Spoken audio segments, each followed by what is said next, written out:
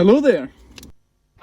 The MGF's exhilarating performance is provided by one of two 16-valve, 1.8-litre fuel-injected K-Series engines.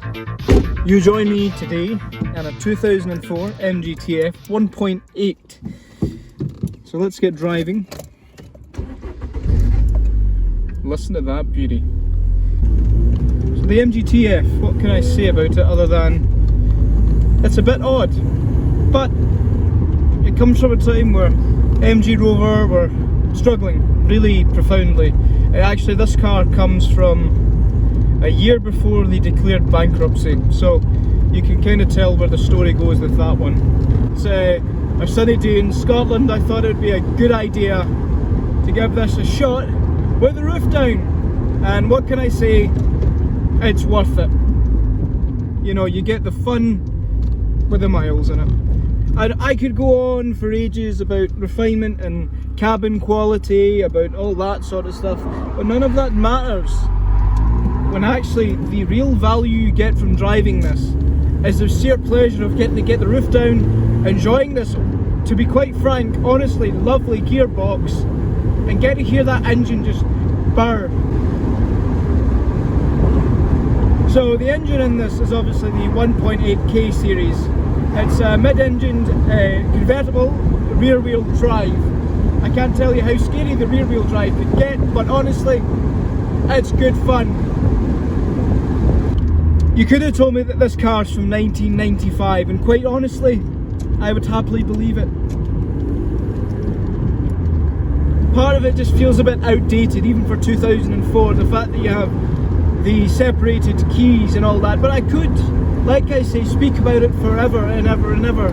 But what we need to really appreciate this car for is what it was trying to do at a time when Rover had no money.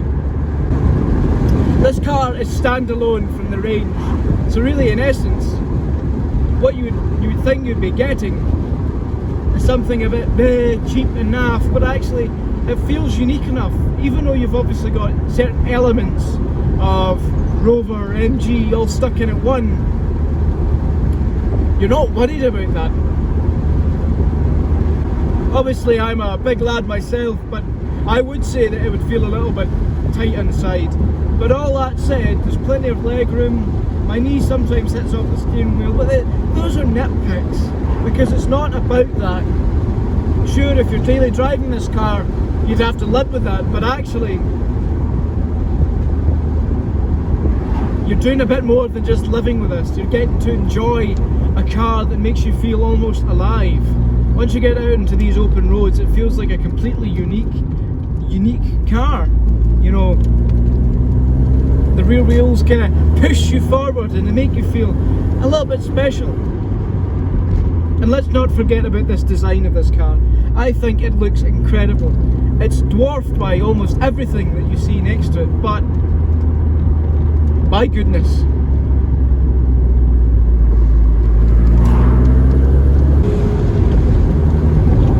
If you put this in a modern standpoint, you'd say, oh, it's a bit small, it's a bit dwarfed. Sure, there's a lot of scuttle shake, that sort of thing, but it's a convertible. Sure, the MX-5 would probably feel a little bit more expensive, a little bit better built, but somebody quite rightly put it, if it's not noisy, it's not an MG. But what's important about this car, I think, is the way that it drives. And I think that Rover, for the most part, have got this right. It hugs the road, it hugs the corners. This gearbox is, quite honestly, wonderful. It's actually one of the best that I've used. Sure, the reverse doesn't have a synchro mesh, so you do get caught out sometimes trying to reverse, but those are nitpicks. Because when you're out in the sun on a sunny Scotland day and you start to feel like, you know, actually I want wind in my balding hair, then this is it. This is the environment that it lets you have. These sweet Scottish, just beautiful scenery, nice sun, somebody driving super slow in front of you, pulling you back while you want to enjoy your lovely sports car, your convertible. It's just good fun. It puts a smile on your face, whether you want to listen to the lovely sound system in this car, or you just simply want to shut that off and enjoy the sound of the engine, just enjoy the drive, you can do that in this car, because it gives you the environment to be able to do that. And it just gives you time when you slow down as well, just to enjoy the atmosphere that's created for you by getting this open space. It feels tremendous. All this open road.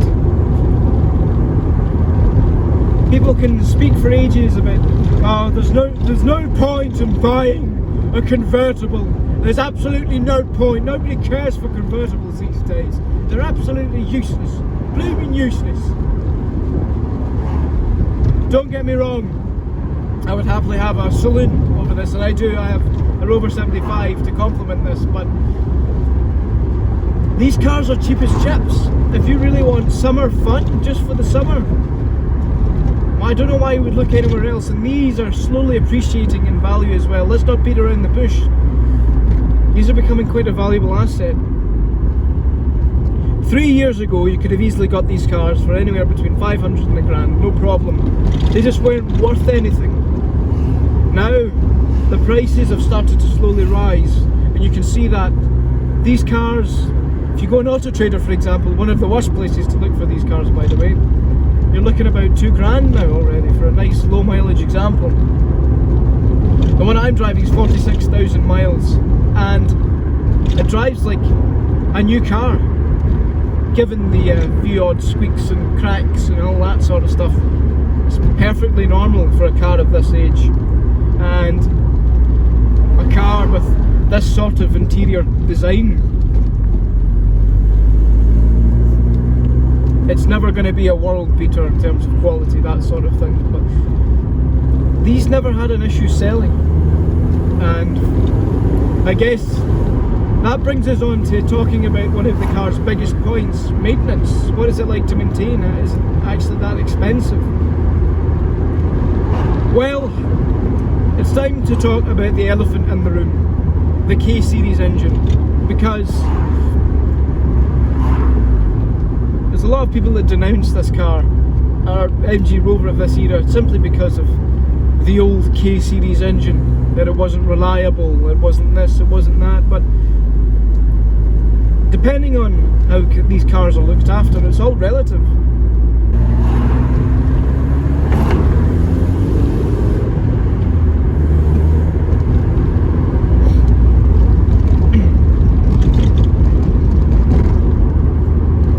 I had an old 45, and sure, I spent a lot of money on that, and that car let me down greatly, but I never gave up the feeling that that car gave me.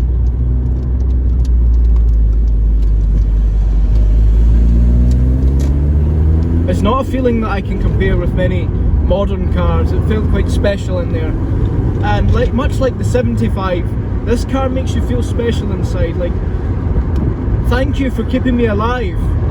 It's telling me that the maintenance on this car, hey, it's an appreciated classic. It is what it is. Thankfully, keeping this car is not that expensive. But every car is expensive to upkeep, you see, and that's true. So far, the only thing that's let me down in this car was the alternator bill.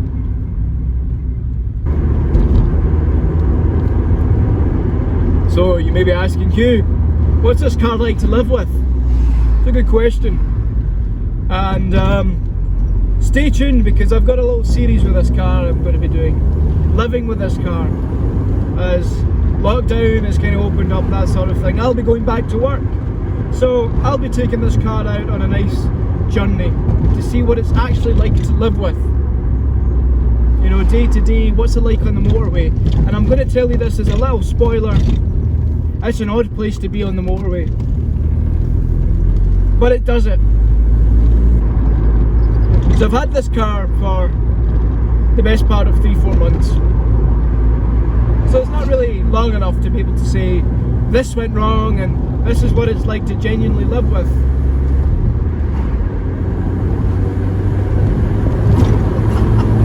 It just picks up in any gear. It'll just take you on a journey, and that's all that you need in this sort of car.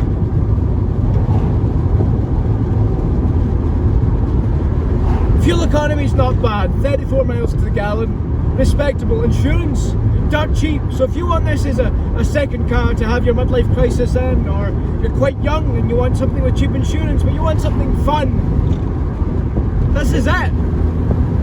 If you don't care about taking passengers with you, if you don't care about the downfall of having a car like this, then go for it. Because I recommend, and I'll say this to you, it'll make you laugh and make you smile for hours on end on long journeys, especially on B roads. Motorways can feel a little bit dingy, a little bit sad, a little bit a bit of a slog, and you're tired after the motorway journey. This car is obviously based off the MGF, built with the hydrogas suspension, etc. And it takes that formula and adapts it a little. It takes the comments of the people. It takes the underpinnings of the MGF and slightly adapts it. Obviously the suspension's now on springs rather than hydrogas. So what you get is a firmer ride, but it is a bit bouncy. But I've felt a lot worse. The ride is a bit bouncy, but you need to remember this car is a short wheelbase and it's actually not that bad.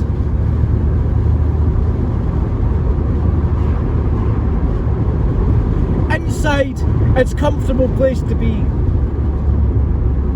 These Alcantara seats hug you nicely. These are obviously an extra and a modification I've done to this car since owning it.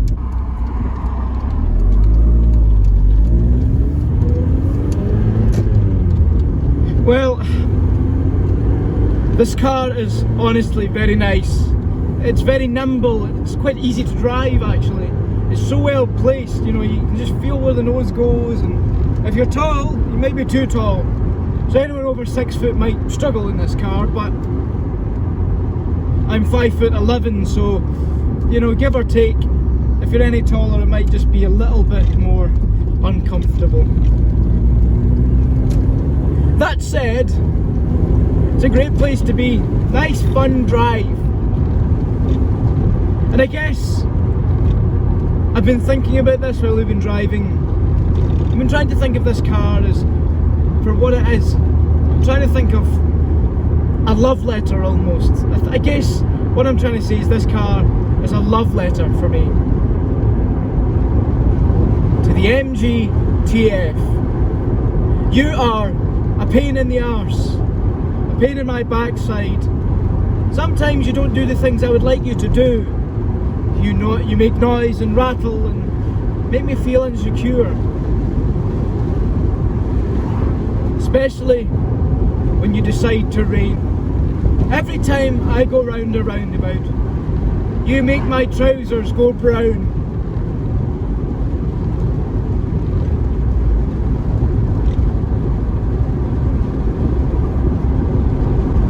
I guess, even given all your foibles, all your faults, I can firmly say, I love you. And as tacky as that sounds, because it is, I genuinely love being in this car. What a great fun place to be. And I guess, that's where we'll end it. With a love letter to MG